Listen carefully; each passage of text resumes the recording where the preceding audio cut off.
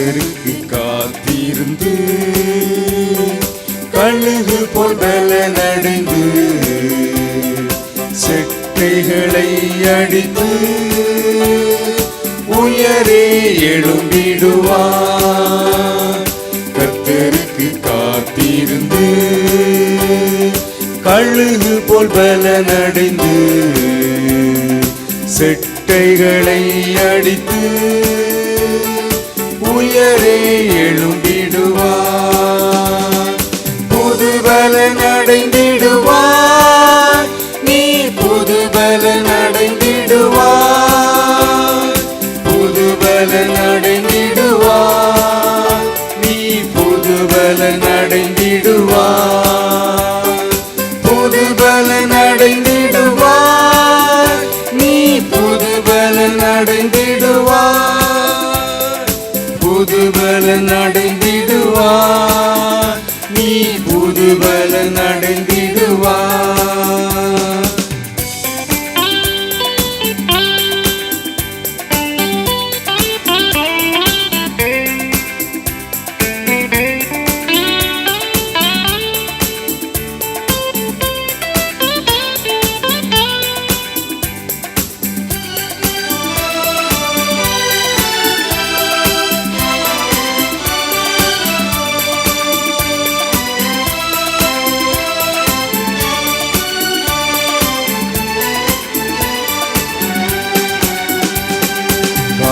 தாகமுள்ளவன் மேல் ஆவியை ஊற்றிடுவார்.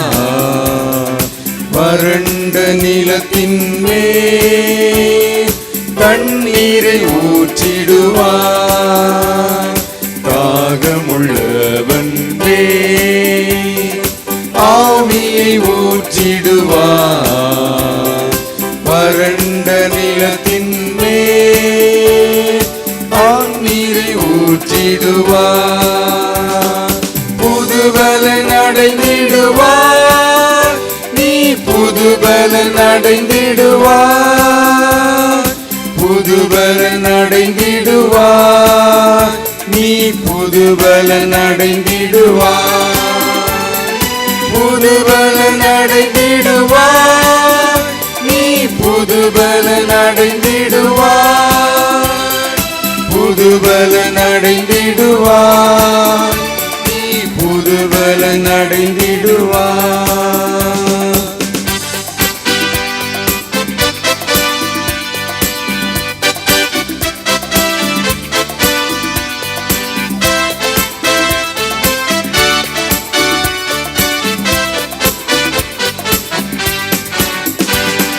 சாத்தானின் கோட்டைகளை சத்தியத்தால் தகர்ப்பார். சிலுவையை சுமந்திடுவார், ஜெயக்கொடி ஏற்றிடுவார். சாத்தானின் கோட்டைகளை சத்தியத்தால் தகர்ப்பார். சிலுவையை சுமந்திடுவார், ஜெயக்கொடி ஏற்றிடுவார். புது பலனடைந்திடுவார், நீ புது பலனடைந்திடுவார். புது பலனடைந்திடுவார், நீ புது பலனடைந்திடுவார். புது பலனடைந்திடுவார், நீ புது பலனடைந்திடுவார். புது பலனடைந்திடுவார், நீ புது பலனடைந்திடுவார்.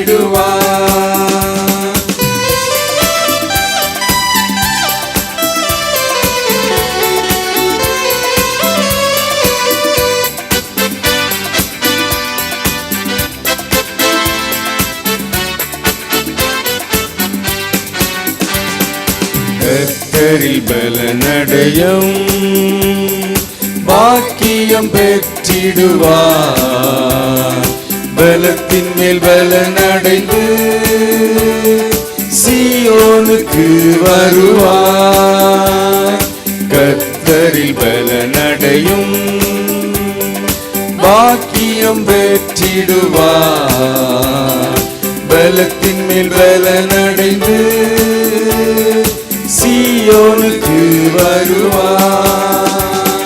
புது பலன் அடைந்திடுவார், நீ புது பலன் அடைந்திடுவார். புது பலன் அடைந்திடுவார், நீ புது பலன் அடைந்திடுவார். புது பலன் அடைந்திடுவார், நீ புது பலன் அடைந்திடுவார். புது பலன் அடைந்திடுவார், நீ புது பலன் அடைந்திடுவாய். கர்த்தருக்கு காத்திருந்து கழுகு போல் பலன் அடைந்து செட்டைகளை அடித்து உயரே எழும்பிடுவார். கர்த்தருக்கு காத்திருந்து கழுகு போல் பலன் அடைந்து செட்டைகளை அடித்து உயரே எழும்பிடுவார். புது பலன் அடைந்திடுவார், நீ புது பலன் அடைந்திடுவார். புது பலன் அடைந்திடுவார், நீ புது பலன் அடைந்திடுவார். புது பலன் அடைந்திடுவார், நீ புது பலன் அடைந்திடுவார். புது பலன் அடைந்திடுவார், நீ புது பலன் அடைந்திடுவார். இயேசு கிறிஸ்துவின் இனிய நாமத்திலே உங்கள் யாவரையும் நாங்கள் அன்போடு வாழ்த்துகிறோம். ஹெவன் டிவி மூலம் வாரந்தோறும் ஞாயிற்றுக்கிழமைகளில் மத்தியான 1 மணி முதல் 2 மணி வரை இந்த செய்தியை கேட்கிற அருமையான சகோதர சகோதரிகள் அனைவரையும் நாங்கள் கர்த்தருக்குள் வாழ்த்துகிறோம். தேவனாகிய கர்த்தர் உங்கள் அனைவரையும் ஆசீர்வதிப்பாராக. கண்களை மூடி நாம் ஜெபிப்போம். அன்பும் கருணை நிறைந்த கர்த்தாவே, நன்றி உள்ள உள்ளத்தோடு கூட உம்முடைய நாமத்தை நாங்கள் மகிமைப்படுத்துகிறோம். எங்கள் தேவகுமாரனாகிய இயேசுவே, உமக்கு மகிமை உண்டாகட்டும். இந்த வேளையிலும் கர்த்தருடைய ஆவியானவர் எங்களோடு இடைப்படுகிறீர். உம்முடைய வல்லமையுள்ள வாக்கை எங்களுக்கு அருளுகிறீர். உம்முடைய வார்த்தைகளை கேட்கக்கூடிய ஒவ்வொரு சகோதர சகோதரிகள், பெரியோர் சிறியோர் அனைவரையும் கர்த்தர் ஆசீர்வதிக்கும்படியாய் வேண்டிக் கொள்கிறோம். நல்ல சுகத்தையும் பலத்தையும் ஆரோக்கியத்தையும் கொடுத்து உம்முடைய பிள்ளைகளை நீர் காத்து கொள்ளும்படி உம்மிடத்தில் வேண்டிக் கொள்கிறோம். கர்த்தருக்கு மகிமை உண்டாகட்டும். துதி கன மகிமையெல்லாம் உமக்கே ஏறெடுக்கிறோம். இயேசு கிறிஸ்துவின் மூலமாய் வேண்டிக் கொள்கிறோம் பரிசுத்த பிதாவே, ஆமென். கர்த்தருடைய பரிசுத்த நாமத்துக்கு மகிமை உண்டாவதாக. 1 கொரிந்தியர் 4 அதிகாரம் 20வது வசனத்தை வாசிக்க கேட்போம். தேவனுடைய ராஜ்யம் பேச்சிலே அல்ல பலத்திலே உண்டாயிருக்கிறது. கர்த்தருக்கு மகிமை. தேவனுடைய ராஜ்யம் பேச்சிலே அல்ல, அது பலத்திலே உண்டாயிருக்கிறது என்று அப்போஸ்தலனாகிய பவுல் கொரிந்து சபைக்கு இங்கே எழுதுகிறதை பார்க்கிறோம். ஆம், தேவனுடைய ராஜ்யம் பேச்சிலே அல்ல, அது பலத்திலே, தேவ பலத்திலே. இன்றைக்கு பேச்சு என்று பார்ப்போமானால் மனிதனுக்கு மாத்திரமே தேவன் பேச்சு, வார்த்தை, சத்தம் இதெல்லாம் கொடுக்கப்பட்டிருக்கிறது. மிருகங்களுக்கு, பறவைகளுக்கு சத்தம் மாத்திரமே, அவைகளுக்கு பேச்சு வார்த்தை என்பது இல்லை. மனிதனுக்கு தேவன் இவ்வளோ பெரிதான ஒரு கிருபையை தந்திருக்கிறார்.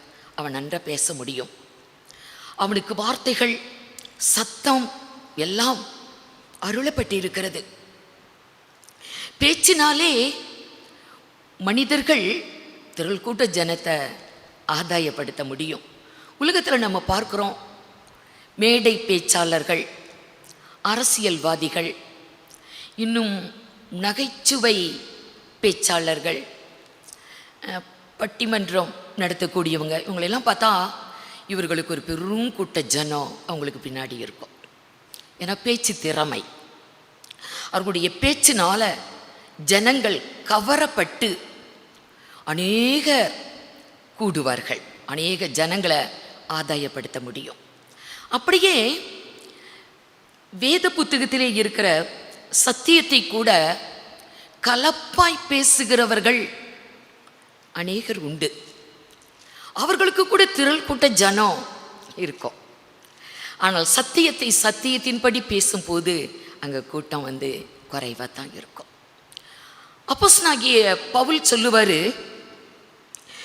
2 கொரிந்தியர் 2ஆம் அதிகாரம் 17வது வசனத்துல, அநேகரை போல நாங்கள் தேவ வசனத்தை கலப்பாய் பேசாமல், 1ஆம் நூற்றாண்டில் வாழ்ந்த பவுல் சொல்லுகிறான், அநேகரை போல நாங்கள் தேவ வசனத்தை கலப்பாய் பேசாமல். அந்த காலத்திலேயே தேவனுடைய வசனத்தை கலப்பாய் பேசுகிறவர்கள் சிலர் என்று சொல்லப்படல, அநேகரை போல. அன்னைக்கு பெரும் கூட்டம் இருந்திருக்காங்க பேச்சாளர்கள், கலப்பாய் பேசுகிறவங்க. ஆனால் நாங்கள் இப்படி பேசுகிறோம் என்று அவர் சொல்லுவார். நாங்கள் துப்புரவாகவும் தேவனால் அருளப்பட்ட பிரகாரமாகவும் கிறிஸ்துவுக்குள் தேவ சந்நிதியில் பேசுகிறோம் என்று அவர் தங்களை குறித்து சாட்சியாக சொல்கிறாரு. கர்த்தருடைய வசனத்தை துப்புரவா உண்மையா தேவன் அருளுகிறபடி கிறிஸ்துவின் சமூகத்தில், தேவ சமூகத்தில் நாங்கள் அப்படியே பேசுகிறோம் என்று சொல்லுகிறார். கொரிந்து சபைக்கு தான் இந்த வார்த்தையும் சொன்னார். முதலாவது வாசித்த வசனத்தை கூட அப்போஸ்தலனாகிய பவுல் கொரிந்தியருக்கு தான் சொன்னார். தேவனுடைய ராஜ்யம் பேச்சிலே அல்ல, அது பலத்திலே உண்டாயிருக்கிறது என்று அவர்களுக்கு எழுதினார். ஒருவேளை கொரிந்து பட்டணத்தில் வாழ்ந்து கொண்டு இருந்த தேவ ஜனங்கள் பயங்கர பேச்சாளராக இருந்திருப்பாங்க, பயங்கரமாக பேசுவாங்க போல. அதனால தான் சொன்னார். ஏன்னா பவுல் அங்கே வருவதில்லை என்று இருமாப்பாய் பேசினவர்கள் இருந்தார்களாம். ஆகவே பவுல் சொல்லுகிறார், நான் வரேன் சீக்கிரமா வந்து உங்களுடைய பேச்சை அல்ல, இருமாப்பான பேச்சை அல்ல, உங்களுடைய பலத்தை நான் அறிஞ்சிக்க போகிறேன்.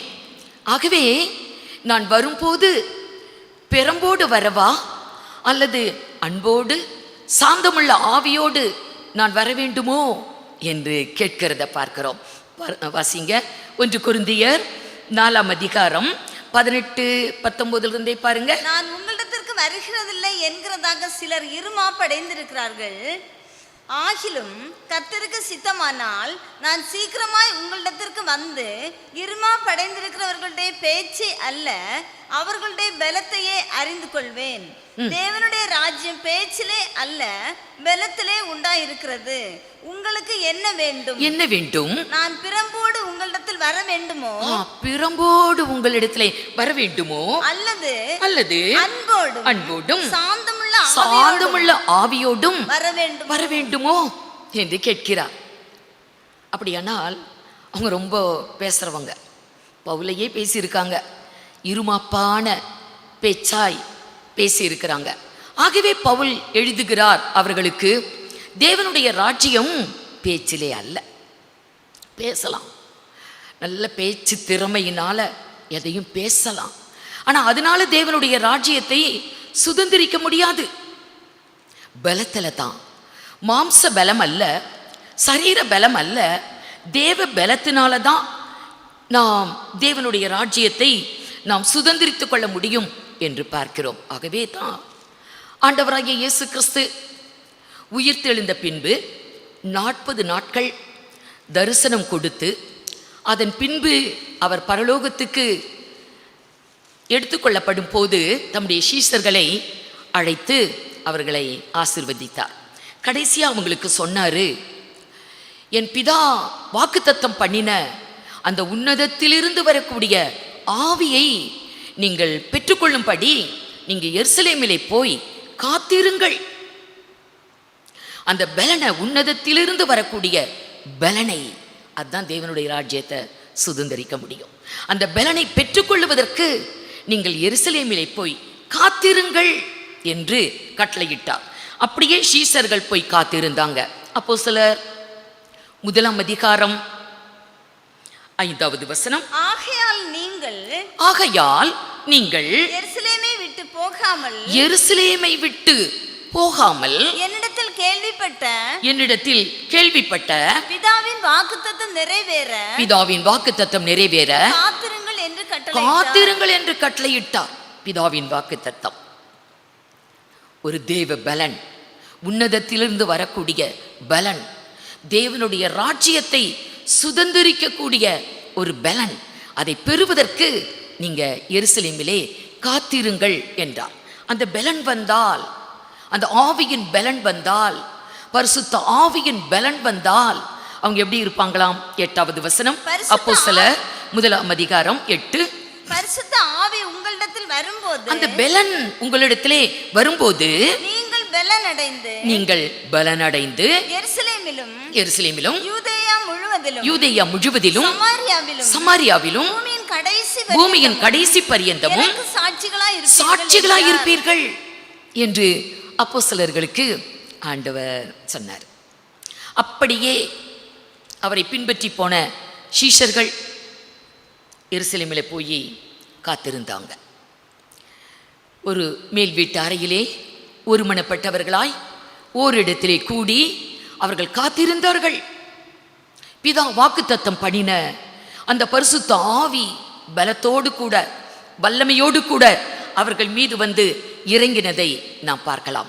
அப்போஸ்தலர் 2 முதல் 4 வசனங்களை வாசிக்கலாம். பெந்தெகொஸ்தே என்னும் நாள் வந்தபோது அவர்கள் எல்லாரும் ஒருமனப்பட்டு ஓரிடத்திலே வந்திருந்தார்கள். அப்பொழுது பலத்த காற்று அடிக்கிற முழக்கம் போல வானத்திலிருந்து சடிதியாய் ஒரு முழக்கம் உண்டாகி அவர்கள் உட்கார்ந்திருந்த வீடு முழுவதையும் நிரப்பிற்று. அல்லாமலும் அக்கினிமயமான நாவுகள் போல பிரிந்திருக்கும் நாவுகள் அவர்களுக்கு காணப்பட்டு அவர்கள் ஒவ்வொருவர் மேலும் வந்து அமர்ந்தது. அவர்கள் எல்லாரும் பரிசுத்த ஆவியினாலே நிரப்பப்பட்டு ஆவியானவர் தங்களுக்கு தந்தருளின வரத்தின்படியே வெவ்வேறு பாஷைகளிலே பேசத் தொடங்கினார்கள். தேவனுடைய மகத்துவங்களை அவர்கள் பேசினார்கள் வெவ்வேறு பாஷைகளை. பிதா வாக்குத்தத்தம் பண்ணின அந்த ஆவிக்குரிய பலன் அவர்கள் மீது வந்து இறங்கினதை பார்க்கிறோம். தேவனுடைய ராஜ்யம் பேச்சிலே அல்ல, அது பலத்திலே உண்டாயிருக்கிறது என்று நம்ம வாசித்தோம். அந்த பலனை குறித்து எசாயா தன்னுடைய தீர்க்க தரிசன புஸ்தகத்தில் அவர் எழுதும் போது, எசாயா 40:31, கர்த்தருக்கு காத்திருக்கிறவர்களோ புது பலன் அடைவார்கள். போதும், அந்த பலனை குறித்து எசாயா சொல்லுகிறார். கர்த்தருக்கு காத்திருக்கிறவர்களோ ஒரு புது பலன், உன்னதத்திலிருந்து வரக்கூடிய ஒரு பலன், தேவ பலன், பரிசுத்த ஆவியின் பலன், அது ஒரு புது பலன். இதுவரையும் நம்ம அனுபவித்திராத ஒரு புதிய ஒரு பலன், புது பலன் அடைவார்கள்.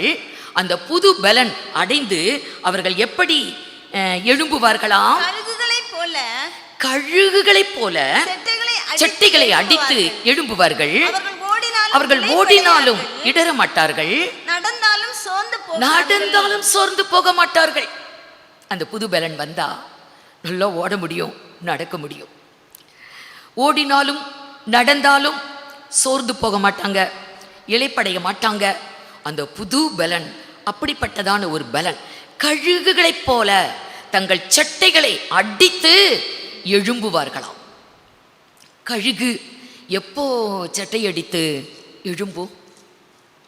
சங்கீதம் 103:5, நன்மையினால் உன் வாயை திருப்தியாக்குகிறார், கழுகுக்கு சமானமாய் உன் வயது திரும்ப வால வயது போலாகிறது. நாம் கர்த்தருடைய பலனை பெற்றுக்கொள்வதற்கு வேதத்திலே ஆவியானவர் கழுகுக்கு ஒப்பிட்டு நாம் பெறக்கூடிய பலனை கழுகு பெறக்கூடிய பலனுக்கு ஒப்பிட்டு சங்கீத புஸ்தகத்திலும் ஏசாயாவிலும் எழுதியிருக்கிறத நம்ம பார்த்தோம். இங்கே சங்கீதத்திலே பார்க்கும் பொழுது நன்மையினால் உன் வாயை திருப்தியாக்குகிறார், கழுகுக்கு சமானமாய் உன் வயது திரும்ப வால வயது போலாகிறது. கழுகுக்கு வயது திரும்ப ஒரு வால வயது அடையுதான். எப்படி என்றால், கழுகு பிறந்து வளர்ந்து அது வாலிபம் அடைந்து முதிர் வயதும் அடைஞ்சிருச்சு. அதன் பிறகு அதால் பறக்க முடியாது, ஆகாரம் தேடி அது வாழ முடியாது. ஆகவே வயது முதிர்ந்த தருணத்திலே கழுகு ஒரு உயரமான மலையில் போய் அது உட்கார்ந்து பிரயோஜனமற்ற அதனுடைய சட்டைகளை அந்த பாறையில் போட்டு அடித்து உடைச்சி அலகை அதையும் அடித்து உடைச்சிட்டு அது அப்படியே உக்காந்துருக்குமா.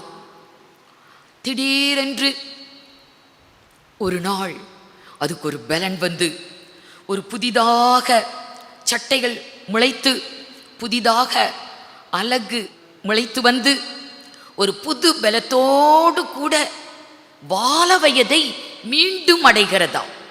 கழுகுக்கு சமானமாய் உன் வயது திரும்ப வால வயது போலாகிறது என்று இங்கே தாவீது தன்னுடைய ஆத்துமாவை பார்த்து தான் சொன்னார்.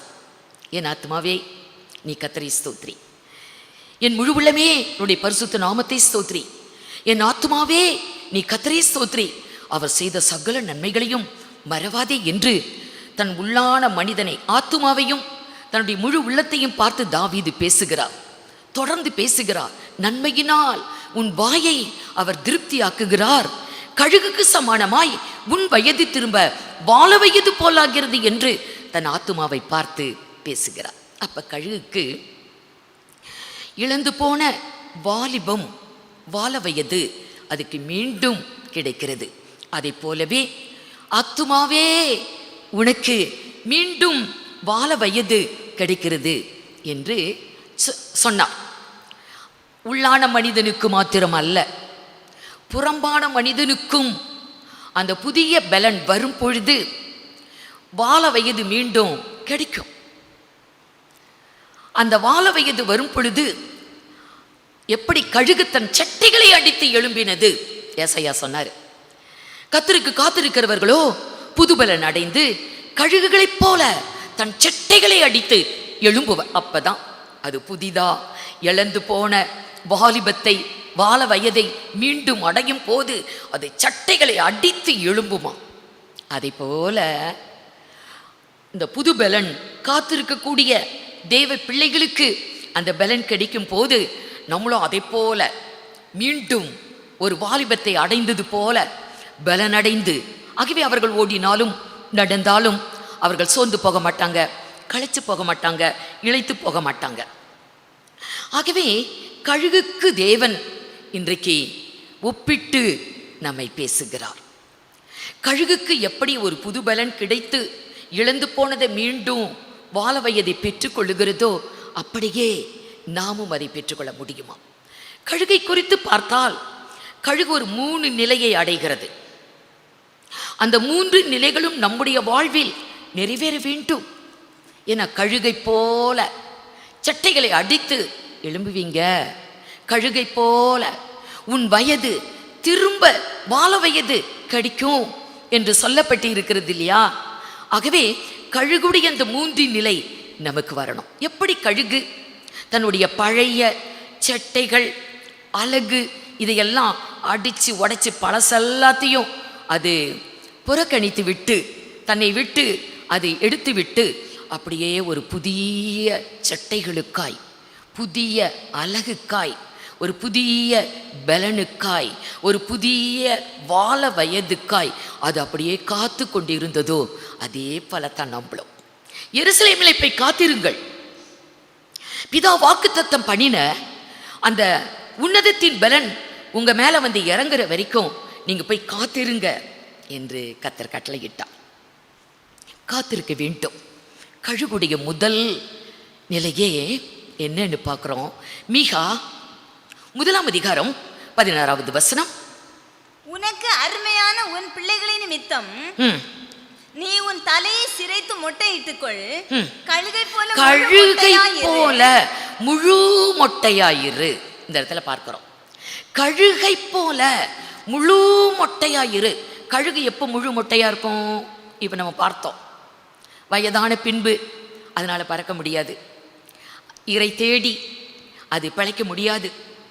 ஆகவே கண்மலை உச்சியில போய் உக்காந்து தன்னுடைய பழைய காரியங்களை, சட்டைகள், அலகுகள் எல்லாத்தையும் அது அடிச்சு உடைச்சி எல்லாத்தையும் போட்டுட்டு இப்போ ஒன்றும் இருக்காது. எப்படி இருக்கும்? அதுதான் மொட்டை கழுகு. சட்டை இல்லை, அலகு இல்லை, ஒன்றும் இல்லை, அது ஆகாரமும் இல்லை. அப்போ அதனுடைய நிலைமை எப்படி இருக்கும்? கழுகை போல முழு மொட்டையாயிரு. அதுதான் கழுகுடைய முதல் நிலை. பால வயதை அடைவதற்கு, புது பலனை அடைவதற்கு முதல் ஸ்டேஜை என்ன பார்க்குறோம்? மொட்டை கழுகு. இப்போ அது உட்காந்து காத்திருக்குது. கண்மலை உச்சியில் அது உட்காந்து காத்து கொண்டு இருக்கிறது. அப்படித்தான் எருசலேமிலே போய் காத்திருங்கள் என்றால் நம்மளை முற்றிலும் வெறுமையாக்கி, கழுகை போல முழு மொட்டையாய் நம்முடைய பழைய காரியங்களை எல்லாம் புறக்கணித்து, அதோடைய பழைய சட்டை, பலன் இழந்து போன சட்டைகள், அலகு எல்லாத்தையும் அது அடித்து உடைச்சு தன்னை விட்டு அது நீக்கி போட்டது போலத்தான் நம்முடைய வாழ்வில் கூட புது பலனை பெற்றுக்கொள்ள வேண்டுமானால் நம்ம கிட்ட இருக்கிற பழசெல்லாம் போகணும். கர்த்தருக்கு காத்திருக்கக்கூடிய தேவ பிள்ளைகள் புது பலனை அடைய வேண்டும் என்று வாஞ்சிக்கிறவர்கள், தேவனுடைய ராஜ்யத்தை நான் சுதந்திரிக்க வேண்டும், அது பேச்சில் அல்ல பலத்தில் தான், அந்த பலனை எனக்கு வேண்டும் என்று வாஞ்சிக்கிறவங்க கட்டாயம் அப்படிதான் செய்யணும். அதனால தான் வேதத்தில் சொல்லப்பட்டு இருக்கிறது. 2 கொரிந்தியர் 5 அதிகாரம் 17வது வசனம். இப்படி இருக்க அவன் கிறிஸ்துவுக்குள் இருந்தால் புது சிருஷ்டியா இருக்கிறான், பழையவைகள் ஒழிந்து போயின, எல்லாம் புதிதாய். கழுகை போல முழு மொட்டையாயிரு. புது பலனை பெற வேண்டுமானால், கழுகை போல சட்டை அடித்து எழும்ப வேண்டுமானால், கழுகை போல மீண்டும் வாழ வயதை பெற வேண்டுமானால் பழையவைகள் ஒழிந்து போயின. அப்பதான் எல்லாம் புதுசாகும். பழசை வச்சுக்கிட்டே இருந்தா புதுசு எப்படி வரும்? அந்த கழுகுக்கு பழைய சட்டை இருந்தா அதுக்கு மேல எப்படி புதுசு முளைக்கும்? அந்த பழைய அலகு இருக்குது, அது இருந்தா புதுசு எப்படி வரும்? புதியது வர வேண்டுமானால் பழையதை புறம்பே தள்ள வேண்டும், பழையதை கழித்து போட வேண்டும். ஆகவே பழையவைகள் ஒழிந்து போயின. எபேசியர் 4 அதிகாரம் 22வது வசனம். அந்தபடியே முந்தின நடக்கைக்குரிய மோசம் போக்கும் இச்சைகளினாலே கெட்டு போகிற பழைய மனுஷனை களைந்து போட்டு, கெட்டு போகிற பழைய மனுஷனை நீங்கள் களைந்து போடுங்கள். பழசெல்லாம் போகணும். காத்திருக்கக்கூடிய தேவ பிள்ளைகள், புது பலனை அடையக்கூடிய தேவ பிள்ளைகள் பழசையெல்லாம் களைந்து போடணும். எவ்வளோ நாள் காத்திருந்தாச்சு. எல்லா காத்திருப்பு கூட்டத்துக்கும் நான் போய்கிட்டு தான் இருக்கிறேன், ஆனால் எனக்கு ஒரு புது பலன் கிடைக்கல. பரிசுத்த ஆவியானவர் என்னை பலப்படுத்தவில்லை என்று சொல்லக்கூடிய மக்கள் எத்தனை. ஏன்? பழசை வச்சுக்கிட்டே புதுசை எதிர்பார்த்தா முடியாது. பழைய துருத்தியில் புது ரசத்தை வார்ப்பது இல்லை என்று வேதம் சொல்லுகிறது. ஆண்டவராய் இயேசு சொன்னார். அப்படி பழைய துருத்தியிலே புதிய ரசத்தை வார்த்தால் அது புது ரசம் வீரியம் உள்ளது. ஆகவே பழைய துருத்தியை கிழிஞ்சிரும், ரசம் சிந்தி போகும். ஆகவே புது ரசத்தை புதிய துருத்தியில் தான் ஊற்ற முடியும் என்று ஆண்டவர் சொன்னார். ஆகவே துருத்தி நம்முடைய சரீரம், தோல்பை நம்முடைய சரீரம். இதுல புது பலனை கொடுக்க வேண்டுமானால், புதிய ஆசீர்வாதம், புதிய நன்மைகளை ஊற்ற வேண்டுமானால் இந்த பழசு நம்மளை விட்டு போகணும். ஆகவே பழையவைகள் ஒழிந்து போயின. பழைய மனுஷனை, கெட்டு போகிற பழைய மனுஷனை அது புறம்பே தள்ளணும். கொலோசியர் 3 அதிகாரம் 9வது வசனம். உயிர்த்தெழுவதற்கு நான் தகுதியாகும்படி எல்லாவற்றையும் நஷ்டம் என்று குப்பை என்றும் நான் அதை வெறுத்துட்டேன்னு சொன்னார். குணங்கள் மாத்திரமல்ல, பழைய தன்மைகள் மாத்திரமல்ல, பழைய ஜீவியம் மாத்திரமல்ல, உலகத்திலே அனுபவித்த ரொம்ப பிரயோஜனமான காரியங்கள் தான், பொருள்கள் தான். பணம் பொருள் எத்தனை அவசியம். ஆனா எல்லாத்தையும் பவுல் மாத்திரம் அல்ல, எல்லா அப்போஸ்தலர்கள் அனைவரும், ஆண்டவராகிய இயேசுவை பின்பற்றி போன எல்லா அப்போஸ்தலர்களும் 1 கொரிந்தியர் 4ஆம் அதிகாரம் 13வது வசனம். ஒருவருக்கொருவர் பொய் சொல்லாதிருங்கள், பழைய மனுஷனையும் அவன் செய்கைகளையும் களைந்து போட்டு. பழைய மனுஷனையும் அவனுடைய செய்கைகளை எல்லாம் என்ன பண்ணணுமா? களைந்து போட வேண்டும். பழைய மனுஷன் என்று சொல்லும்போது பழைய குணம், பழைய தன்மைகள், பழைய பண்புகள், பழைய ஜீவியம், இதெல்லாம் நம்ம விட்டு போகணும். பழைய மனிதனுடைய கிரியைகள் நமக்கே தெரியும். மற்றவங்கள போல சண்டை போடுவோம், தூஷண வார்த்தை பேசுவோம், பொறாமை, எரிச்சல், வன்கண், கோபம், கூக்குரல், இதெல்லாம் நம்முடைய வாழ்வியல இருக்கும். எரிச்சல், பகை, விரோதம், பிரிவினை, என்னென்னமோ நம்ம சொல்லிக்கிட்டே போகலாம். இந்த பழையவைகள் நம்மை விட்டு எல்லா பாவங்களும், அக்கிரமங்களும், ஜென்ம சுபாவங்களும், இந்த பழசெல்லாம் நம்ம விட்டு போகணும். அப்போஸ்தலனாகிய பவுல் பாருங்க, எல்லாத்தையும் பழசு எல்லாத்தையுமே நஷ்டம், குப்பை என்று எல்லாத்தையும் தள்ளினாரு. குணங்களை மாத்திரமல்ல, தன்மைகளை மாத்திரமல்ல, பண்பை மாத்திரமல்ல, தனக்கு ரொம்ப யூஸ்ஃபுல்லா பிரயோஜனமா இருந்த எல்லாத்தையுமே நஷ்டம், குப்பை என்று.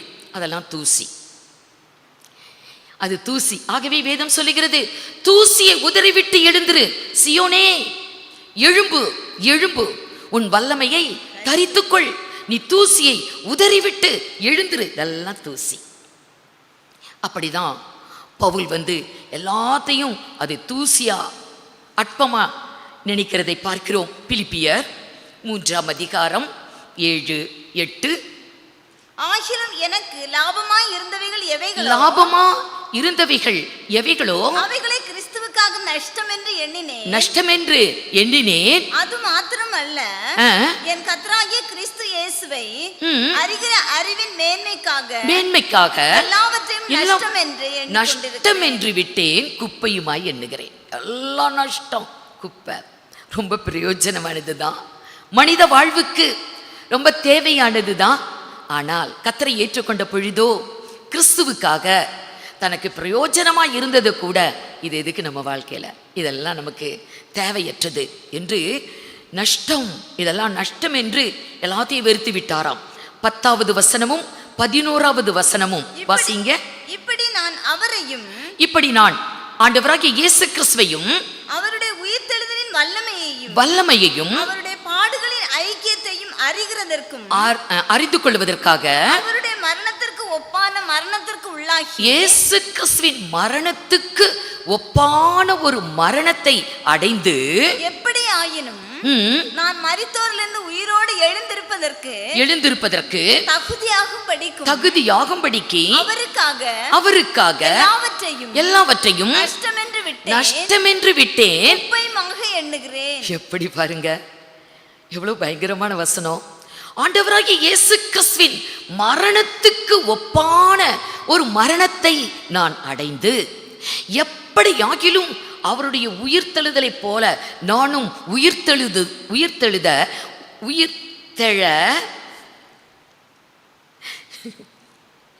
உயிர்த்தெழுவதற்கு நான் தகுதியாகும்படி எல்லாவற்றையும் நஷ்டம் என்று குப்பை என்றும் நான் அதை வெறுத்துட்டேன்னு சொன்னார். குணங்கள் மாத்திரமல்ல, பழைய தன்மைகள் மாத்திரமல்ல, பழைய ஜீவியம் மாத்திரமல்ல, உலகத்திலே அனுபவித்த ரொம்ப பிரயோஜனமான காரியங்கள் தான், பொருள்கள் தான். பணம் பொருள் எத்தனை அவசியம். ஆனா எல்லாத்தையும் பவுல் மாத்திரம் அல்ல, எல்லா அப்போஸ்தலர்கள் அனைவரும், ஆண்டவராகிய இயேசுவை பின்பற்றி போன எல்லா அப்போஸ்தலர்களும் 1 கொரிந்தியர் 4ஆம் அதிகாரம் 13வது வசனம். தூஷிக்கப்பட்டு வேண்டிக் கொள்ளுகிறோம். நாள் வரைக்கும் உலகத்தின் குப்பையை போலவும் எல்லாரும் துடைத்து போடுகிற அழுக்கை போலவும் ஆனோம். பாத்தீங்களா, அப்போஸ்தலர்கள்லாம் எப்படி இருந்தாங்களாம்? உலகத்துக்கும் தூதருக்கும் மனுஷருக்கும் வேடிக்கையானோம் என்று சொல்லுகிறார்.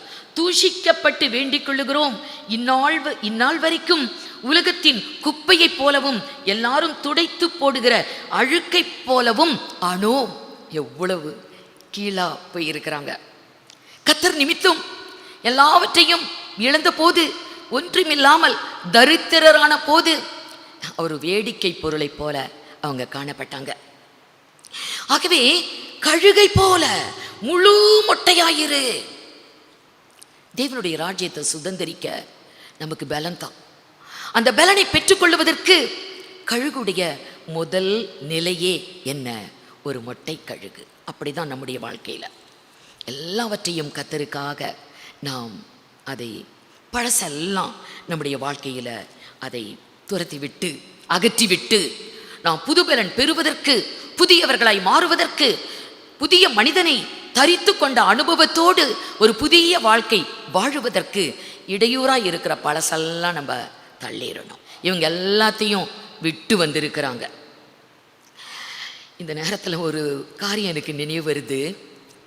நான் ஊழியத்துக்கு வந்த பொழுது இந்த இடத்துல ஒரு புதிய ஒரு குடும்பம் வந்தாங்க சபைக்கு. அவங்க ஆவிக்குரிய சபையில் இருந்தவங்க தான். ஆனால் உபதேசம் என்று சொல்லும்போது அந்த உபதேசத்தை எண்ணி இங்கே சபைக்கு வந்தாங்க. வந்தபோது என்கிட்ட கேட்டாங்க ஒரு கேள்வி. சிஸ்டர், நீங்கள் எல்லாத்தையும் விட்டு வந்தீங்களா அல்லது விற்று வந்தீங்களா அப்படின்னு கேட்டாங்க. ஒரு நிமிஷம் நான் திகைச்சு போயிட்டேன். விட்டு வந்தீங்களா விற்று வந்தீங்களா அப்படின்னு. நான் விட்டு தான் வந்தேன். ஏன்னா நான் காலேஜில் படிச்சுக்கிட்டு இருக்கும்போது ஆண்டவராக இயேசு கிறிஸ்துடைய சத்தம் எனக்கு கேட்டது. பரம்பரையாக இந்துக்கள் தான். கிருஷ்ணமா காலேஜில் கோயம்புத்தூரில் படிச்சுக்கிட்டு இருக்கும்போது நான் கிறிஸ்துவ பிள்ளைங்க மூலம் இயேசு கிறிஸ்து உண்மையான தெய்வம், அவர் பேசுவார், ஜீவனுள்ள தேவன் என்று கேள்விப்பட்டு அந்த ஆண்டவர் என்னோடு பேசினா நான் அந்த இயேசுவை சொந்த இரட்சகராய் ஏற்றுக்கொள்ளுவேனே என்று மனதில் நினைத்தேன். ஒரு நாளிலே கர்த்தர் என்னை சுலோச்சனா, இதோ உன்னை எடுத்துக்கொண்டேன் என்று என்னை அழைத்தார். அப்போ எனக்கு 17 வயது தான். நாங்கள் சின்ன குழந்தைகளாக இருக்கும்போது எங்களோட தாயார் ஒரு ஸ்கூலில் கொஞ்ச நாள் வேலை பார்த்துட்டு இருந்தாங்க. ஸோ என்னையும் என்னுடைய அண்ணனையும் சின்ன பேபியாக விட்டுட்டு போகிறதுக்கு யாரும் இல்லாதனால ஆனமலை ஹில்ஸ் குழந்தைங்களை கூட்டிகிட்டு போயிடுவாங்க எங்கள் 2 பேரையும். அங்கே ஸ்கூலில் மற்ற பசங்கள்லாம் படிக்கிறத சின்ன குழந்தையாக இருக்கும்போதே அதை கேட்டு கேட்டு என்னுடைய அண்ணனை 3ஆம் கிளாஸில் தான் சேர்த்துனாங்க. 1, 2 அவர் படிக்கலை. ஏன்னா அவ்வளோ பிரில்லியன்ட் அவர், சின்ன குட்டி பையனாக இருக்கும்போதே. நான் 1ஆம் கிளாஸ் படிக்கலை, என்னை 2ஆம் கிளாஸில் சேர்த்துனாங்க. ஸோ அதனால் நாங்கள் சின்ன வயசுலேயே அண்ணா கிட்டத்தட்ட 21 அல்லது 22 வயசில் MBBS முடிச்சிட்டாங்க. நான் 16 வயசுலேயே நான் காலேஜ் போயிட்டேன். 16 முடித்து 17 ஆயிடுச்சு. அந்த 17 வயதில் நான் 1 இயர் தான் படித்தேன். அந்த 1 இயர் முடிச்சுட்டு அங்கே வச்சு தான் கர்த்தர் என்னை சந்தித்தார், என்னை ரட்சித்தார், என்னை பெயர் சொல்லி அழைத்தார். என்னை அழைத்த போது எனக்கு எல்லாமே வெறுப்பாயிருச்சு. உலகமே வெறுப்பு. உலகத்தில் மனிதர் வாழக்கூடிய வாழ்வு என்றால் அத்தனை ஒரு வெறுப்பு. எல்லாரும் வாழ்கிற மாதிரி நம்ம வாழக்கூடாது. நம்முடைய வாழ்வு ஒரு புனிதமாக இருக்கணும், ஒரு வித்தியாசமாக இருக்கணும் என்று அறியாத காலத்திலேயே நான் ஆசைப்பட்டேன். அப்படியே கர்த்தர் என்னை அழைத்த போது என்னுடைய பெற்றோர், எனக்கு ஒரு அண்ணன், ஒரு தம்பி, 2 தங்கைகள், இவங்களையெல்லாம் விட்டுட்டு என் படிப்பையும் விட்டு அப்படியே நான் இந்த ஊரில் ஊழியத்துக்கு வந்தேன். இந்நாள் வரை, இத்தனை வயது வரை கர்த்தர் என்னை காத்தார். அப்போ அவங்க கேட்டாங்க, சபைக்கு வந்த ஒரு ஃபேமிலி, விட்டு வந்தீங்களா விற்று வந்தீங்களா? 17 வயதில் ரொம்ப நேசித்து வளர்த்த பெற்றோர் இந்த ஊழியத்துக்கு அனுப்புவாங்களா? சாமியாரா போயிரு, சன்னியாசியா போயிரு அப்படின்னு எந்த பெற்றோராகிலும் அனுப்புவாங்களா? ரொம்ப நேசித்து வளர்த்தார்கள். அடிக்காமல் வளர்த்துனாங்க எங்களோட அப்பா. நான் திருட்டுத்தனமாக ஓடி வர மாதிரி அப்படி தான் இந்த ஊழியத்தில் சபைக்கு ஓடி வந்தேன். ஏனென்றால் காலேஜில் படிக்கும்போதே ஞானஸ்தானம் பெற்றுக்கொண்டேன். ஆகவே நான் இங்கே ஊழியத்தில் இந்த சபையில் வந்தேன். கர்த்தர் என்னை இந்த ஊழியத்தில் வழி நடத்தி கொண்டு இருக்கிறார். விற்று வந்தீங்களா என்று கேட்டப்போ, ஊழியத்துக்கு வரும்போதே பெற்றோருடைய எதிர்ப்பு, பிரச்சனை, போராட்டம், என் நிமித்தம் எங்கள் குடும்பம் அனுபவித்த துன்பம் தாங்க முடியாது. அவ்வளோ துன்பத்தை என்னுடைய பெற்றோர் அனுபவித்து என்னுடைய தாயாருக்கே பைத்தியம் போல் ஆயிட்டாங்க. அப்படியெல்லாம் பல துன்பங்களை அடைந்தவங்க, சரிம்மா நீ போயிட்டு வா, உனக்குள்ள ஷேரை கொடுக்குறேன் அப்படின்னு சொத்துல எனக்கு பங்கு கொடுப்பாங்களா? விற்று வந்தீங்களா? அப்போஸ்தலர் காலத்துல தங்களுக்கு உண்டானதை விற்று அப்போஸ்தலருடைய பாதத்திலே வைத்து எல்லாரும் ஒன்னா இருந்து அனுபவிச்சாங்கன்னு இருக்குது. ஆகவே தான் அவர் இந்த கேள்வியை கேட்டார். விற்று வந்தீங்களா, விட்டு வந்தீங்களா? நான் எல்லாவற்றையும் விட்டு வந்தேன். என்னுடைய பெற்றோர், என்னுடைய அண்ணன், தம்பி எல்லாரையும் நான் விட்டு வந்தேன். ஆனால் குடும்பத்தை கர்த்தர் சந்தித்தார். அந்த டைமில் அவங்க எப்படியோ ரொம்ப பயங்கரமானவங்களாக இருந்த போதிலும் கர்த்தர் என்னுடைய சகோதரன், நான் இருக்கிற இதே ஊரில் நாகர்கோயிலில் டாக்டராக இருக்கிறாங்க. என்னுடைய தம்பி தான் எங்களுக்கு பாஸ்டராகவே இருக்கிறாரு. குடும்பத்தை ரட்சித்தார், பெற்றோரை ரட்சித்தார், என் உடன்பிறப்புகளை ரட்சித்தார், அண்ணனை தவிர மற்ற எல்லாரும் ரட்சிப்புக்குள்ளே வந்தாங்க. ஆகவே விட்டு வருவதற்கு பெற்றோர் அப்படி கொடுக்கல, விட்டு வந்தேன். மொட்டை கழுகு, கழுகை போல முழு மொட்டையாயிரு. கர்த்தருக்கென்று முழு மொட்டையாய் எல்லாவற்றையும் விட்டு வரும் பொழுது கர்த்தர் ஒரு புது பலனை கொடுத்தார், கர்த்தர் ஆசீர்வதித்தார். அப்படிதான் வேதத்திலே சொல்லப்பட்டிருக்கிறது. பழையவைகள் எல்லாம் ஒழியணும். ஜென்ம சுபாவங்கள், பழைய தன்மைகள், குணநலன்கள், பழைய வாழ்க்கை எல்லாம் போகணும். அப்பதான் புதுசு வரும். கழுகுடைய 2வது ஸ்டேஜ் பார்க்குறோம், 2வது நிலை. இது சட்டைகள் இல்லாமல், அழகு இல்லாமல், அது அப்படியே மொட்டையா, முழு மொட்டையா உக்காந்து அப்படியே சாப்பாடு இல்லாதனால அப்படியே தூங்கி தூங்கி சாகர நிலைமைக்கு போய் அப்படியே இருக்குமா. திடீரென்று ஒரு நாளிலே அதுக்கு ஒரு புது பலன் வந்து சட்டைகள் முளைத்து, அழகு முளைத்து, அது வாழ வயதை அடைந்து சட்டைகளை அடித்து எழும்புமாம். அதைத்தான் ஏசாயா சொன்னார். ஏசாயா 40:31. கர்த்தருக்கு காத்திருக்கிறவர்களோ புது பலன் அடைந்து கழுகுகளைப் போல செட்டிகளை அடித்து எழும்புவார்கள். கழுகு இப்போ வாழ வயதை அடைந்து விட்டது, மறுபடியும் அதற்கு ஒரு வாழ வயது வந்து விட்டது, புது சட்டைகள் முளைத்து விட்டது, புதிய அழகு வந்து விட்டது, சட்டை அடித்து இப்ப எழும்புது. அதைத்தான் இங்கே வேதம் சொல்லுகிறது. கர்த்தருக்கு காத்திருக்கிறவர்களோ கழுகுகளைப் போல தங்கள் சட்டைகளை அடித்து எழும்புவாங்க. ஏன்னா அது புது பலன் வரும். கர்த்தருக்கு காத்திருக்கிறவர்கள் புது பலனை அடைந்து, கழுகுக்கு திரும்ப ஒரு புது பலன் கிடைக்குது, புதிய ஒரு வாழ்க்கை, புதிய ஒரு வாலிபம் கிடைக்குது. அப்படியே காத்திருக்கிற பிள்ளைகளுக்கு ஒரு புதிய பலனை தந்து, ஒரு புதிய வாழ்வை கொடுத்து, புதியவர்களாய், ஏன்னா பழசெல்லாம் இல்லை, பழச வச்சுக்கிட்டு காத்திருந்தா முடியாது. கழுகை போல முழு மொட்டையாயிரு, அப்பதான் பழசெல்லாம் போனாதான் புதியது வரும். ஆகவே இப்ப கழுகு பலனை அடைந்து எழும்ப ஆரம்பிக்குது. சட்டைகளை அடித்து எழும்புகிற கழுகு, புதுபலன் அடைந்து எழும்புகிற கழுகு. கழுகுடைய 2வது நிலை, புதுபலன் அடைந்து எழும்புகிற கழுகு. எழும்ப எழும்ப அதற்கு பலன் வந்து கொண்டே இருக்கிறது, வல்லமை வந்து கொண்டே இருக்கிறது. வாசிக்கலாம் ஏசாயா 51:9. எழும்பு எழும்பு பலன்கொள், எழும்பு எழும்பு பலன்கொள். எழும்ப எழும்ப பலம் உண்டாகுது. 52 ஏசாயா 52:1. எழும்பு எழும்பு எழும்பு எழும்பு சீயோனே, உன் வல்லமையை தரித்துக்கொள். அது எழும்பி சட்டை அடித்து எழும்ப எழும்ப எழும்ப அதுக்கு அப்படியே புது பலன் வந்து கொண்டே இருக்கிறது. ஒரு வல்லமை அதுக்குள்ள வந்து கொண்டே இருக்கிறது. கழுகுடைய 2வது நிலை, அது உட்கார்ந்து மொட்டை கழுகா உட்கார்ந்துட்டு இருந்தது முதல் நிலை. இப்ப புதுபலனை பெற்று எழும்புகிறது 2வது நிலை. புது சட்டை, புதிய அழகு, புதிய பலன், புதிய வாலிபம், எல்லாம் புதுசு. அப்படியே இன்றைக்கு நம்மை குறித்து வேதம் சொல்லுகிறது. இப்ப வாசிக்கலாம் சங்கீதம் 103:5. நன்மையினால் உன் வாயை திருப்தியாக்குகிறார், நன்மையினால் உன் வாயை திருப்தியாக்குகிறார், கழுகுக்கு சமானமாய் உன் வயது திரும்ப வாழ வயதாகிறது. இழந்து போன வாலிபம் திரும்ப வருது.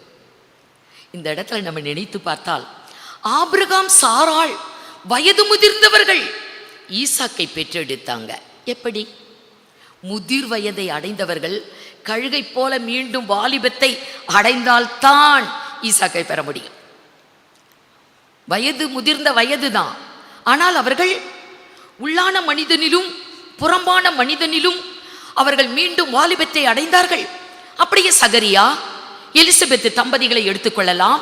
யோவான் ஸ்நானனை அவங்க பெற்றெடுக்கிறாங்க வயது முதிர்ந்த காலத்திலே. எப்படி? அவர்களும் இப்படி ஒரு பலனை பெற்றுக் கொண்டவர்கள், புது பலன். அந்த புதிய பலன் திரும்ப வாலிபத்தை கொண்டு வருது. ஆத்மாவில் மாத்திரம் அல்ல, சரீரத்தில் கூட அப்படிப்பட்டதான ஒரு பலன் உண்டாகிறதை பார்க்கலாம். சகரியா 12ஆம் அதிகாரம் 8வது வசனம். சகரியா அந்நாளிலே கர்த்தர் எருசலேமின் குடிகளை காப்பாற்றுவார். அவர்களில் தள்ளாடினவன் அந்நாளிலே தாவீதை போல இருப்பான். நல்ல கவனிக்க, இஸ்ரவேல் ஜனங்களை தேவன் சந்திக்க போகிறார். அவர்களுக்கு ரட்சிப்பை கொடுக்க போகிறார். 10வது வசனத்தில் எழுதி இருக்கிறபடி அவர்கள் மீது கிருபையின் ஆவியையும் விண்ணப்பங்களின் ஆவியையும் ஊற்றுவார். ஒரு புது பலன் அவர்கள் மீது வந்து இறங்கும். ஆவிக்குரிய பலன், உன்னதத்தின் பலன், அது கிருபையின் ஆவி, விண்ணப்பங்களின் ஆவி இஸ்ரவேல் ஜனத்தின் மேல வந்து இறங்கும். அவங்க பலன் பெறுவாங்க. அப்ப அவங்க எப்படி இருப்பாங்களாம்? அவர்களில் தள்ளாடினவன், நடக்க முடியாம குச்சி ஊனி தள்ளாடிக்கிட்டு இருந்தவங்க புதுபலன் வந்த உடனே எப்படி இருப்பார்களாம்? தாவீதை போல நல்ல திடகாத்திரமா மறுபடியும் வாழ வயது. கர்த்தருடைய ஆவியின் பலன் மீண்டும் ஒரு புது பலனை தந்து இழந்து போன வாலிபத்தை கூட மறுபடியும் தந்திருது பாருங்க. தள்ளாடினவன் தாவீதை போல இருப்பான் என்றும் தாவீது குடும்பத்தார் அவர்களுக்கு முன்பாக தேவனை போலும் கர்த்தருடைய தூதனை போலும் இருப்பார்களாம். தள்ளாடினவன் தாவீதை போல, தாவீதின் குடும்பத்தார் தேவனை போல, தேவ தூதனை போல. தேவனுக்கு வயசாகுமா? தேவனுக்கு வயசாகுமா? தேவன் அப்படியே தான் இருப்பார். தேவதூதர்களுக்கு வயசாகுமா? ஆகாது. அவங்களும் அப்படியே தான் இருப்பாங்க. ஆண்டவராக இயேசு கிறிஸ்து கூட நேற்றும் இன்றும் என்றும் அப்படியே தான் இருப்பார். ஆகவே தாவீதின் குடும்பத்தார் கர்த்தருடைய ஆவியின் பலன் அவர்கள் மீது வந்து இறங்கும் போது அவங்க எப்படி இருப்பாங்களாம்? தாவீதின் குடும்பத்தார் தேவனை போல, தேவ தூதனை போல. தள்ளாடினவன் தாவீதை போல.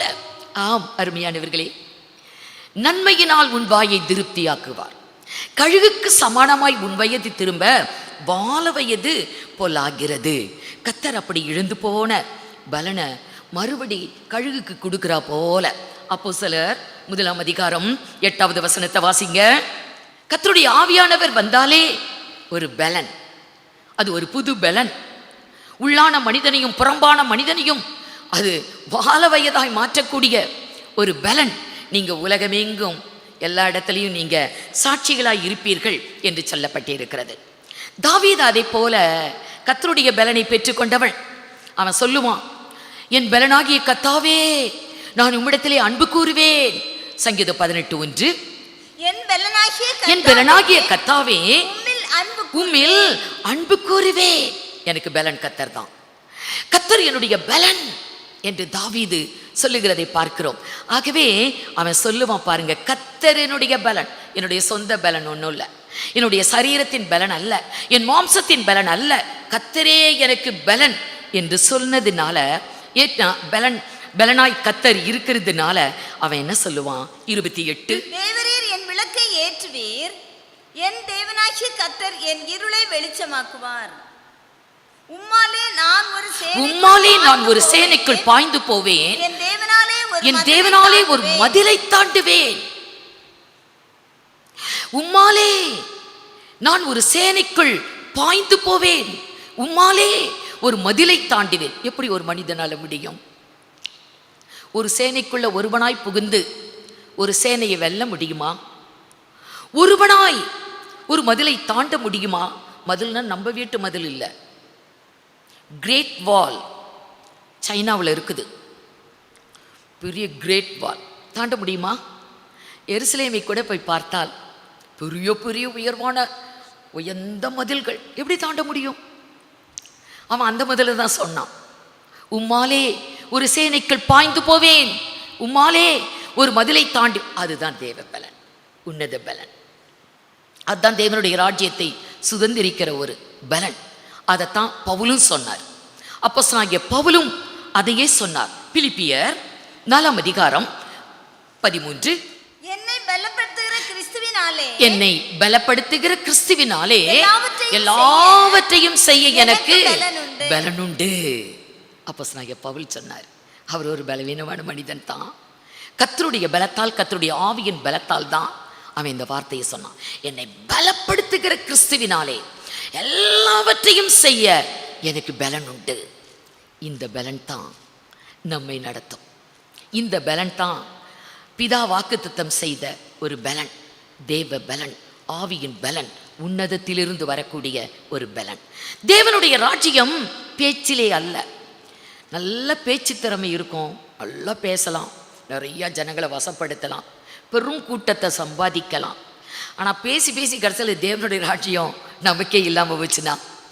ஆகவே பேச்சிலே அல்ல, தேவனுடைய ராஜ்யம் பலத்திலே, தேவ பலன். பவுல் சொன்னாரு, நான் வர்றேன், கொருந்து பட்டணத்துக்கு வரேன், நான் வரும்போது உங்க பேச்சை அல்ல, உங்களுக்கு எவ்வளோ பலம் இருக்குது, தேவனுடைய ராஜ்யத்தை சுதந்திரிக்க நீங்க எவ்வளோ பலன் பெற்றிருக்கிறீங்க, அதை நான் அறிந்து கொள்ளுவேன் என்று சொன்னார். ஆகவே கழுகுடைய 2வது ஒரு நிலை புதுபலன் அடைந்து எழும்பக்கூடிய ஸ்டேஜ். முதல்ல மொட்டை கழுகாய் காத்திருக்குது, அதுதான் முதல் நிலை. 2வது புதுபலன் அடைந்து அது எழும்புது, 2வது. 3வது ஒரு ஸ்டேஜை பார்க்கலாம். பறக்க பறக்க அது அப்படியே சட்டைகளை அடித்து பறந்து கொண்டு இருக்கும்போது அதுக்கு பலன் கிடைக்குது, வல்லமை வருது. ஆகவே அது உயர உயர உயர போய் பூரணத்தை எட்டுது. உயர பறக்கிற கழுகு பூரணம், அதுதான் உயர பறக்கிறது. தேறின ஒரு அனுபவம், அது உன்னத வாழ்வு, ஒரு உன்னத ஜீவியம். அப்படிப்பட்டவங்க தான் கர்த்தர் வெளிப்படும் போது கர்த்தரை தரிசிக்க முடியும், கர்த்தரை பார்க்க முடியும், அவரோடு கூட பிரவேசிக்க முடியும். பூரணப்பட்டவர்கள் தான் அவரோடு கூட நித்தியமா வாழ முடியும். ஆகவே கழுகுடைய 3வது நிலையை பார்க்கிறோம். அது உயர பறக்குது, பூரணம் அடைந்து உயர பறக்கிறதை பார்க்கிறோம். வெளிப்படுத்தல் 4 அதிகாரம் 7. முதலாம் ஜீவன் சிங்கத்திற்கு ஒப்பாகவும், இரண்டாம் ஜீவன் காளைக்கு ஒப்பாகவும், மூன்றாம் ஜீவன் மனுஷ முகம் போன்ற முகம் உள்ளதாகவும், 4ஆம் ஜீவன் பறக்கிற கழுகு. பறக்கிற கழுகு, உக்காந்து இருக்கிற கழுகு காத்திருந்தது மொட்டையா. எழும்புகிற கழுகு புதுபலன் அடைந்து எழும்புச்சு. 3வது பறக்குது, பூரணத்தை அடைந்து விட்டது, பறக்க ஆரம்பிக்குது. எங்க வரைக்கும் பறக்குதான்? ஒபதியா 1ஆம் அதிகாரம் 4வது வசனம். ஒபதியா 1:4.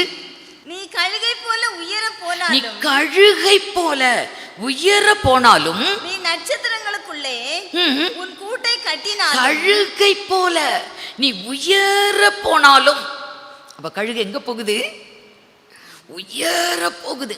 அது பரிசுத்தவான்களுடைய ஒரு உன்னத வாழ்வு, ஒரு உன்னத ஜீவியம், ஒரு மேலான ஒரு வாழ்வு. அப்படியே எரேமியா 49ஆம் அதிகாரம் 16வது வசனத்திலும் இதே வார்த்தை சொல்லப்பட்டிருக்கும். கழுகை போல நீ உயர போனாலும், உயர பறந்தாலும். ஆம், இதுதான் கிறிஸ்தவ வாழ்க்கையிலே புதுபலனை பெற்று தேறின ஒரு அனுபவம். கர்த்தருடைய பிள்ளைங்க பலனை பெற்று இந்த கிறிஸ்தவ ஜீவியத்திலே நாம் ஒரு தேறின ஒரு அனுபவத்தை நம்ம அடையணும். 2 தீமோத்தேயு 3:16, 3:16. வேத வாக்கியங்கள் எல்லாம் தேவ ஆவியினால் அருளப்பட்டிருக்கிறது. தேவ ஆவியினால் அருளப்பட்டிருக்கிறது. தேவனுடைய மனுஷன் தேற வேண்டும், தேவனுடைய மனிதன் தேற வேண்டும். புது பலனை பெற்று வாழ்க்கையில கிறிஸ்துவுக்குள்ள தேறின ஒரு அனுபவம், அதுதான் பூரணப்பட்டு உயர பறக்கிற கழுகு. 3வது நிலை. அந்த நிலை நம்மளுக்கு வரணும். வேத எழுத்துக்களை நாம் கற்று, வேத வசனங்களை நாம் கற்று அதிலே நாம் தேற வேண்டும். தேறின ஒரு அனுபவத்துக்கு நம்ம போகணும். அப்போஸ்தலனாகிய பவுல் கொலோசு சபைக்கு எழுதும் போது எந்த மனுஷனா இருந்தாலும் சரி, 1 அதிகாரம் 28-29 எந்த மனிதனாய் இருந்தாலும் சரி, அவனை தேறின ஒரு மனிதனாய் கொண்டு வந்து நிறுத்துறதுக்காக தான் நாங்கள் போராடி பிரயாசப்பட்டு இந்த ஊழியத்தை நாங்கள் செய்துக்கிட்டு இருக்கிறோம் அப்படின்னு எழுதுவார். கொலோசியர் 1 அதிகாரம் 28-29 வசனங்களை வாசிக்கலாம்.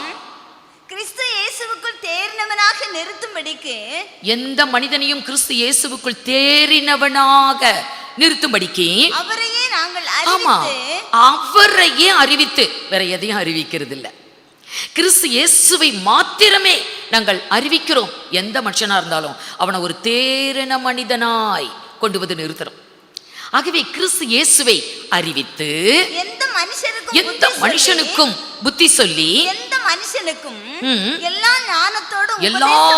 ஞானத்தோடும் உபதேசம் பண்ணுகிறோம். அதற்காக நான் எனக்குள்ளே வல்லமையாய் கிரியை நடப்பிக்கிற அவருடைய பலத்தின்படி போராடி பிரயாசப்படுகிறேன் என்று எழுதினார். எங்களுடைய ஊழியமே என்ன ஊழியம் தான், அது எந்த மனுஷனா இருந்தாலும் சரி, அவனை ஒரு தேறின மனிதனாய் கொண்டு வந்து நிறுத்தணும். கத்தர் வெளிப்படும் நாளிலே அவன் கத்தரை தரிசிக்கணும், கத்தரோடு எடுத்துக்கொள்ளப்பட வேண்டும். ஆகவே இயேசு கிறிஸ்துவை மாத்திரமே அறிவித்து எந்த மனுஷனுக்கும் புத்தி சொல்லி எல்லா ஞானத்தோடும் நாங்கள் உபதேசிக்கிறோம். இதற்காக போராடி பிரயாசப்படுகிறேன் என்று அப்போஸ்தலனாகிய பவுல் இங்கே எழுதுகிறார். கழுகு முதல் நிலையை பார்த்தோம். முழு மொட்டையாக இருந்து அது காத்திருந்து பலனை பெற்றது.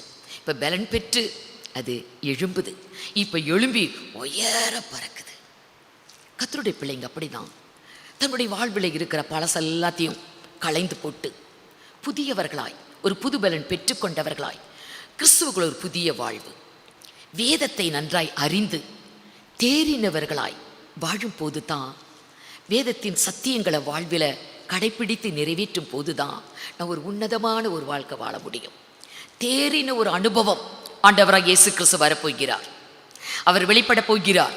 நாம் அவரை தரிசிக்க போகிறோம். யார் தரிசிப்பார்கள்? யார் கர்த்தர் அண்டையிலே போய் சேருவாங்க? மத்தேயு சுவிசேஷம் 24 அதிகாரம் 25 28 வரைக்கும் வாசிங்க. இதோ முன்னதாக உங்களுக்கு அறிவித்திருக்கிறேன். ஆகையால் அதோ வனாந்தரத்தில் இருக்கிறார் என்று சொன்னால் புறப்படாதிருங்கள். இதோ அறை வீட்டிற்குள் இருக்கிறார் என்று சொல்வார்களானால் நம்பாதிருங்கள். மின்னல் கிழக்கிலிருந்து தோன்றி மேற்கு வரைக்கும் பிரகாசிக்கிறது போல மனுஷகுமாரனுடைய வருகையும் இருக்கும். கர்த்தருடைய வருகையும் இருக்கும். பிணம் எங்கேயோ அங்கே கழுகுகள் வந்து கூடும். கர்த்தர் தம்முடைய வருகை குறித்து சொல்லும் போது, அவர் வெளிப்படக்கூடியதை பற்றி அவர் சொல்லும் போது அவர் சொல்லுகிறார், மின்னல் கிழக்கிலிருந்து தோன்றி மேற்கு வரைக்கும் பிரகாசிக்கிறது போல மனுஷகுமாரனுடைய வருகையும் இருக்கும். பிணம் எங்கேயோ அங்கே கழுகுகள் வந்து கூடும். மொட்டை கழுகு அங்கே போய் சேர முடியாது, எழும்புகிற கழுகு அங்கே போய் சேர முடியாது. உயரத்தில் பறக்கிற கழுகு தான் அங்கே போய் சேர முடியும். ஆகவே மொட்டை கழுகு அது ஒரு ஸ்டேஜ், முதல் நிலை. 2வது எழும்புறது, 3வது பறக்கிறது, உயர பறக்கக்கூடிய ஒரு உன்னத ஜீவியம், உன்னத வாழ்வு. கிறிஸ்துவுக்குள் தேறின ஒரு அனுபவத்தோடு அந்த உன்னத வாழ்வை பெற்றாதான் நம்ம உண்மையா உயர பறக்கிற கழுகாக தேறினவர்களாய் பூரணத்தை அடைந்தவர்களாய். ஆகவே பிணம் எங்கேயோ அங்கே கழுகுகள் வந்து கூடும் என்று கர்த்தர் தம்முடைய வருகை குறித்து சொன்னார். அவர் வெளிப்படுவார். கழுகை போல புதுபலன் பெற்று பூரணத்தை அடைந்தவர்கள், உயர பறந்து உன்னத வாழ்வை அடைந்தவர்கள் அவர்கிட்ட போக முடியும். அவரை தரிசிப்போம், அவரோடு கூட நித்தியமாய் வாழப்போகிறோம். அருமையானவர்களே, நம்முடைய வாழ்வு எப்படி இருக்கு? நாம் கொஞ்சம் சிந்தித்து பார்க்க வேண்டும். கர்த்தர் கொடுத்த அருமையான நாட்கள், இந்த நாட்களிலே நாம் அவரை சந்திக்க நம்மை தகுதிப்படுத்த வேண்டும். எந்த நிலையில் இருக்கிறோம் என்பதை நம்மை நாமே சிந்தித்து பார்க்க கடமைப்பட்டு இருக்கிறோம். ஆகவே உங்களை ஒப்புக்கொடுங்க. கர்த்தர் உங்கள் அனைவரையும் ஆசீர்வதிப்பாராக. கர்த்தருக்கே மகிமை உண்டாகட்டும். நேசிக்கிற நல்ல ஆண்டவரே, இந்த நாளுக்காக உமக்கு நன்றி செலுத்துகிறோம். ஆண்டவரே, வசனங்களின் மூலம் எங்களை உணர்த்துகிறீர். ஆண்டவரே, எங்களை வழி நடத்துகிறீர். அந்த உன்னத தயவுக்காக உம்மை நன்றியோடு ஸ்தோத்திரிக்கிறோம். கர்த்தருக்கு காத்திருக்கிறவர்களோ புது பலன் அடைந்து கழுகுகளைப் போல செட்டையிலே அடித்து எழும்புவார்கள் என்று வசனங்களின் மூலம் எங்களோடு நீங்கள் பேசினீங்கப்பா. ஆண்டவரே, ஒருவன் கிறிஸ்துவுக்குள் இருந்தால் புது சிருஷ்டியாய் இருக்கிறான், பழையவைகள் ஒளிந்து போயின, எல்லாம் புதிதாயின என்று ஆண்டவரே என்று எங்களுக்கு வசனங்களின் மூலம் எங்களை உணர்த்தினீங்க. நாங்கள் எந்த நிலையிலே இருக்கிறோம் என்பதை நாங்கள் உணர நீங்கள் கிருபை செய்தீங்கப்பா. ஆண்டவரே, கழுகுகளைப் போல காத்திருக்கிற அனுபவத்தை நாங்கள் பெற நீர் எங்களுக்கு உதவி செய்யும்ப்பா. ஆண்டவரே, அந்த பலனை பெறுவதற்கு பழைய மனுஷனை நாங்கள் களைந்து போட நீங்கள் கிருபை செய்யுங்கப்பா. எங்களுடைய பழைய செய்கைகள், குணங்கள், வீணான சிந்தனைகள், பழைய தன்மைகள் எல்லாவற்றையும் நாங்கள் களைந்து போட்டு ஆண்டவரே உமக்காக நாங்கள் காத்திருக்க நீங்கள் கிருபை செய்யுங்க.